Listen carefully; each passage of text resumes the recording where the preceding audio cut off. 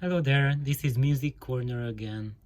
So today we'll have a look at the super analog mastering records. Are they any good? So this is on the Nimbus label, and they have this special series and special technique they developed is that despite being 45 RPM, they can squeeze on longer recordings on a side than the usual 12-15 minutes.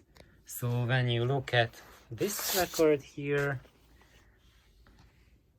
side A almost 22 minutes, side B almost a little over 20 minutes.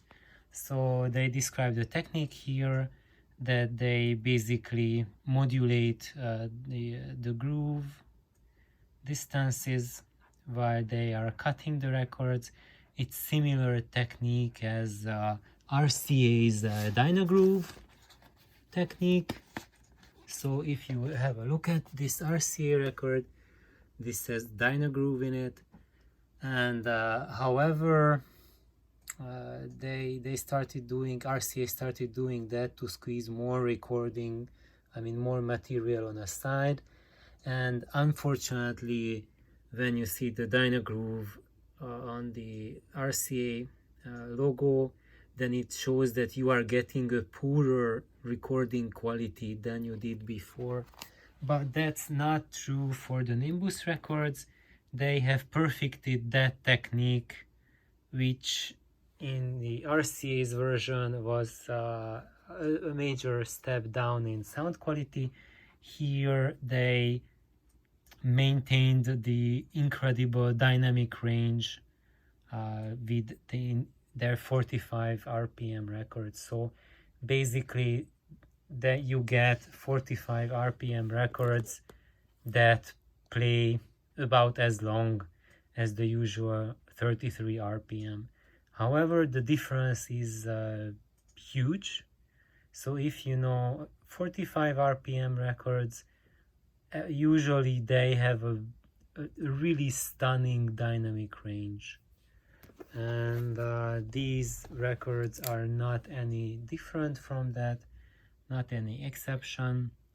So if you are an audiophile, then I can really warmly recommend the Nimbus SAM 45 RPM records. When you see this sash, that's it. And if you are a digital person and you believe that the digital is at the top of the world, then you might want to listen to these recordings and have minor adjustments in your experience base. And these records will do that for you. This really sound kind of like the next generation of digital will sound like. And I have to add that these use the tape for mastering. They are not digital recordings. However, they are of course super duper quiet, so you have no indication whatsoever that you are not listening to digital.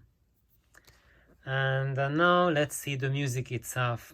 So I started off with the label and the recording quality because that's what most audiophiles are interested in. However, as this is part of our Music Corner series, it's also about the history of classical music. That's what I talk mostly about. And these three are basically the beginning. So when we look at them, all of them are Martin Best Medieval Ensemble. It's Martin Best and his team who is playing, and they look at basically mostly the French region of France, Provençal troubadour tradition. So when you look at troubadour, it means Provençal tradition. They are from the south of France, from the 11th to the 13th century, and they sing in the Provençal region. There was no French region back yet in the 11th century. There was no English language either. And the northern French troubadours were called the trouvères. So when you look at trouvère music, that's basically just like the troubadours, the same kind of heroic storytelling, but it's northern French basically, and they sing in different languages. So here we have 11th century, 12th and 13th century troubadour music. So this is the beginning of the troubadour tradition, the first music that was recorded in historically that we have, and here we have Giraud Riquier, who was the last of the troubadours, and he died in 1292.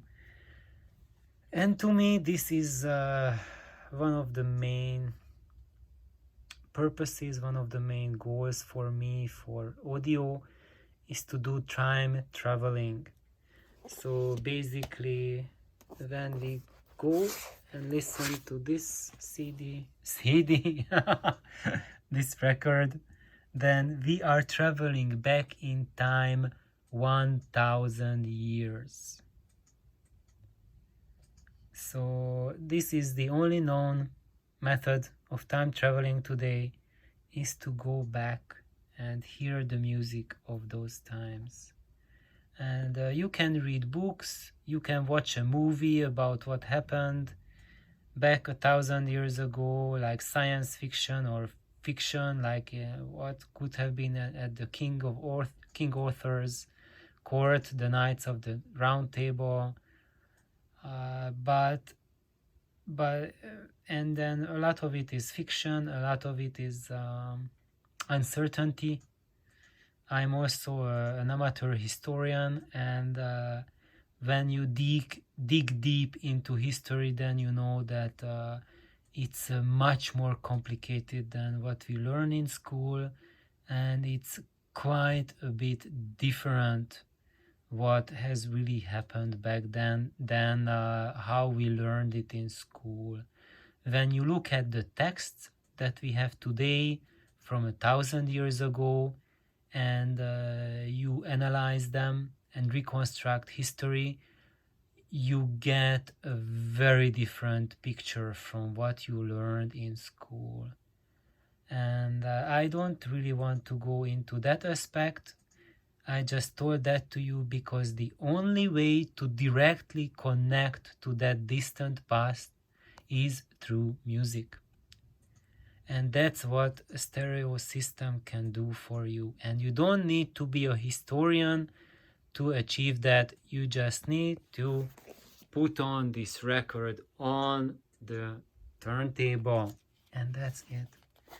And for most people, troubadour music is really fringe music. There's very few people who actively collect it, and that's why it's a tremendously beneficial for those who are like me, who really love the Middle Ages, because look at the price tag, 50 cents. Crazy. Like a super analog 45 RPM records, 50-cent price tag on all of them. So that's what you get. This is the reward for being an audiophile who specializes, who loves strange music that's not really mainstream. So if I wanted to collect Diana Cross live in Paris, whatever special autographed edition, that would fetch for a pretty penny. But these guys, you can collect them for really peanuts. I think probably by now they are worth much more than this, because they are now out of the circulation. But back then, when they issued these medieval music ensembles, then they are not really a big investment to get right away. However, let's also have a look at the sound. What can you get from it? And this LP here that we see, this is the last of the series that takes us to the 13th century, 1200s. This is also a big interest to those people who love drums. I would say this is one of the best recorded drums, one of them that or could be the best recorded drums I ever heard from a recording. So if you are either a middle-aged fanatic or you are a drums fanatic, I would say this LP is a must for you. I have Machi sitting or sleeping next to me, and I had both cats kind of like this when I put this LP on, and when they whacked the drums, both cats jumped up. And that's quite nuts because these are audiophile cats, so they are always here whenever I listen to anything, and if they are not, I put on a record, they come down to listen. And you can see on their reactions if a record sounds exceptionally good, they let you know. But such a thing that they got so startled by a quick dynamic transient that has never happened before. But really, I have to tell you that was really startling. It was like when you have a real live drum and they whack it, it really has that energy that you just don't get to hear from recorded music, and from this one you get to hear that. So if you want to experience it, this is a well recommended record. So I hope I have piqued your interest in middle-age music because there's more to it than that, especially if it's of a high quality. And I would say that these records are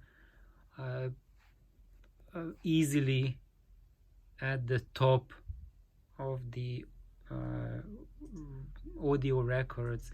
So when you look at a stereophile recommended stuff, or like the absolute sound list,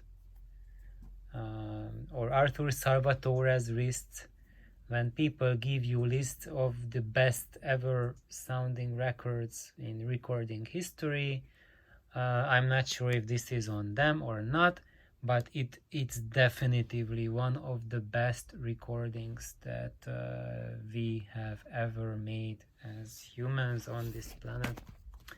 So thank you for checking in, and I hope you get to enjoy this record sometime.